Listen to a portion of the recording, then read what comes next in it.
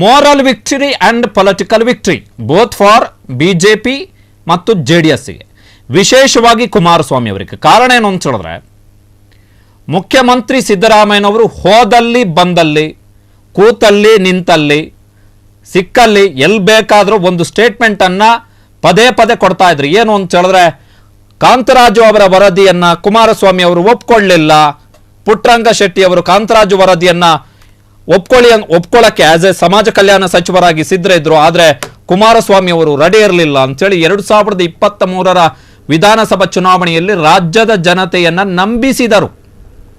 ನಂಬಿಸಿದರು.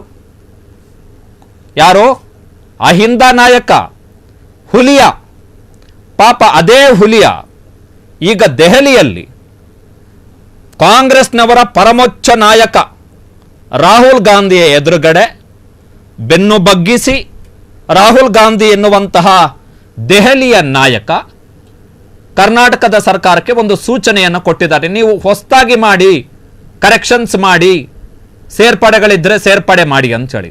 So 150-160 ಕೋಟಿ ರೂಪಾಯಿ ವೆಚ್ಚದಲ್ಲಿ ಮಾಡಲಾದಂತಹ ಜಾತಿ ಗಣತಿ ವರದಿ ಸರ್ಕಾರದ ಇವತ್ತಿನ ಸ್ಟೇಟ್ಮೆಂಟ್ನ ಪ್ರಕಾರ ಇಟ್ ವಾಸ್ ಅ ಫ್ರಾಡ್. ಈ ರಾಜ್ಯದ ಜನತೆಗೆ ಮಾಡಲಾದಂತಹ ಅತ್ಯಂತ ದೊಡ್ಡ ಮೋಸ, ದಗಾಕೋರ್ತನ ಮತ್ತು ವಂಚನೆ. ಮಾನ ಮರ್ಯಾದೆ ಇಲ್ಲ ಇವರಿಗೆ ಅಷ್ಟೇ, ಕಾಂಗ್ರೆಸ್ನವರಿಗೆ. ಇದ್ದಿದ್ರೆ ಇದೆಲ್ಲ ಆಗ್ತಾ ಇರಲಿಲ್ಲ, ಖಂಡಿತ ಆಗ್ತಾ ಇರಲಿಲ್ಲ. ಕಾರಣ 2018ಕ್ಕೆ ಸಿದ್ದರಾಮಯ್ಯನವರ ಸರ್ಕಾರ ಹೋಯಿತು, ಹೊಸ ಸರ್ಕಾರ ಬಂತು, ಸಮ್ಮಿಶ್ರ ಸರ್ಕಾರ, ಓಕೆ. ಬಟ್ 2023ಕ್ಕೆ ಎಲೆಕ್ಷನ್ ವಿಧಾನಸಭಾ ಚುನಾವಣೆಯಲ್ಲಿ ಗೆದ್ದಾದ ಬಳಿಕವೂ ಟಿಲ್ ಮೊನ್ನೆವರೆಗೆ ವಿಶೇಷ ಸಂಪುಟ ಸಭೆ ಆಯ್ತಲ್ಲ, ಅಲ್ಲಿಯವರೆಗೂ ಕೂಡ ಕಾಂಗ್ರೆಸ್ನ ದೊಡ್ಡ ದೊಡ್ಡ ನಾಯಕರೆಲ್ಲ ಬೀದಿಯಲ್ಲಿ ಹೋಗಿ ಕೊಡ್ತಾ ಇದ್ದಂತಹ ಸ್ಟೇಟ್ಮೆಂಟ್ ಏನು ಅಂತ ಹೇಳಿದ್ರೆ, ಜಾತಿ ಗಣತಿ ವರದಿಯನ್ನು ನಾವು ಮಾಡಿದೀವಿ ಅಂತೇಳಿ. ಸರಿ ಇದೆ.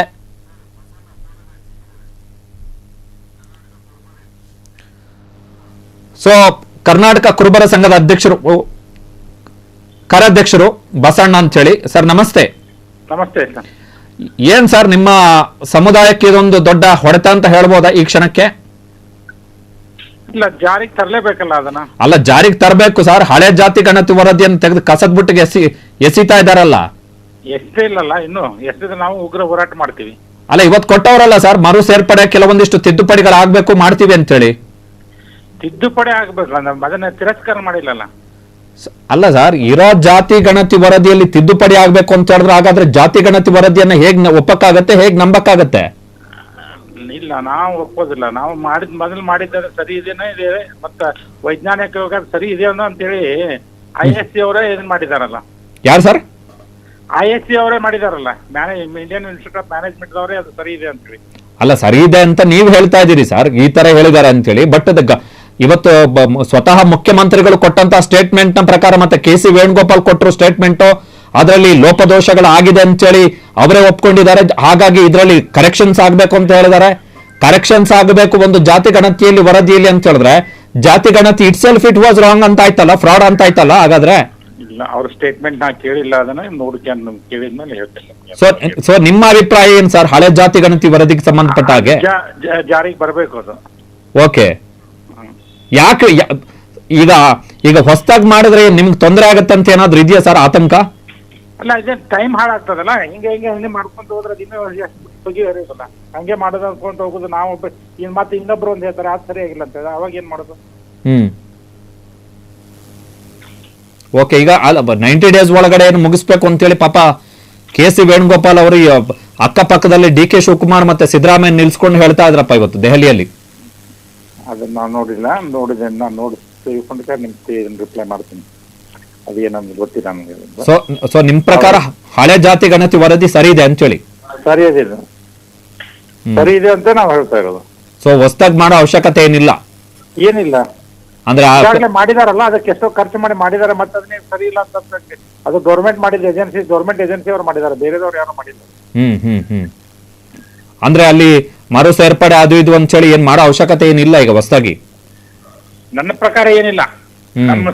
ಇದಕ್ಕೆ ಯಾರಿಗೂ ಅನ್ಯಾಯ ಆಗಿಲ್ಲಲ್ಲ ಅದಕ್ಕೆ. ಬಟ್ ಒಕ್ಕಲಿಗರು ಮತ್ತೆ ಲಿಂಗಾಯತರು ವಿರೋಧ ಇದಾರಲ್ಲ sir, they are the main opponents. ಮುಂದುವರೆದ ಜಾತಿಯವರು ಇದ್ದಾರೆ, ಅವರು ಅದಕ್ಕೆ ಅವ್ರು ಯಾವತ್ತೂ ಅದನ್ನ ಅಪೋಸ್ ಮಾಡೇ ಮಾಡ್ತಾ ಇದ್ರು, ಹಿಂದಾದ್ರೂ ಮಾಡ್ತಾ ಇದ್ರು, ಮುಂದಾದ್ರೂ ಮಾಡ್ತಾ ಇದ್ರು. ಸೊ ಈಗ ನಿಮ್ಮ ಸಮುದಾಯದ ಜನಸಂಖ್ಯೆ ಜಾಸ್ತಿ ಆಯ್ತು ಎನ್ನುವಂತ ಕಾರಣಕ್ಕೋಸ್ಕರ ಬಹುಶಃ ಆ ಎರಡು ಸಮುದಾಯಗಳು ಅಸಮಾಧಾನಗೊಂಡಿವೆ ಅಂತ ಹೇಳಿ ಏನಾದ್ರು ಹಂಗ ಅಸಮಾಧಾನಗೊಂಡಿರ್ಬೋದು, ಅದಕ್ಕೆ ಅವ್ರು ಹಂಗ್ ಮಾಡ್ತಾರೆ. ಅಂದ್ರೆ ನಿಮ್ಮ ಪೊಲಿಟಿಕಲ್ ಪ್ರೆಸೆನ್ಸ್ ಜಾಸ್ತಿ ಆಗಿದೆ ಅನ್ನೋ ಕಾರಣಕ್ಕೋಸ್ಕರನ?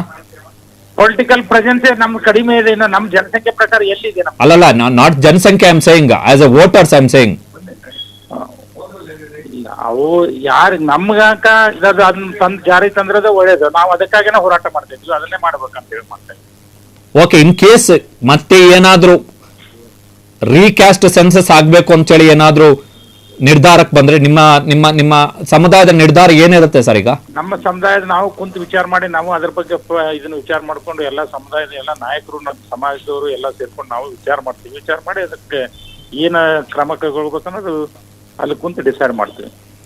ಓಕೆ, ಥ್ಯಾಂಕ್ ಯು ಬಸಣ್ಣ ಅವರ ಇಷ್ಟೊತ್ತು ನಮ್ಮ ಜೊತೆ ಮಾತಾಡಿದಕ್ಕೆ. ಕ್ಷಣ ಕ್ಷಣದ ಸುದ್ದಿಗಳಿಗಾಗಿ ಫ್ರೀಡಂ ಟಿವಿ ಸಬ್ಸ್ಕ್ರೈಬ್ ಮಾಡಿ, ಲೈಕ್ ಮಾಡಿ ಹಾಗೂ ಫಾಲೋ ಮಾಡಿ. ಹೊಸ ಸುದ್ದಿಗಳ ನೋಟಿಫಿಕೇಶನ್ಗಾಗಿ ಬೆಲ್ ಐಕಾನ್ ಮೇಲೆ ಕ್ಲಿಕ್ ಮಾಡಿ.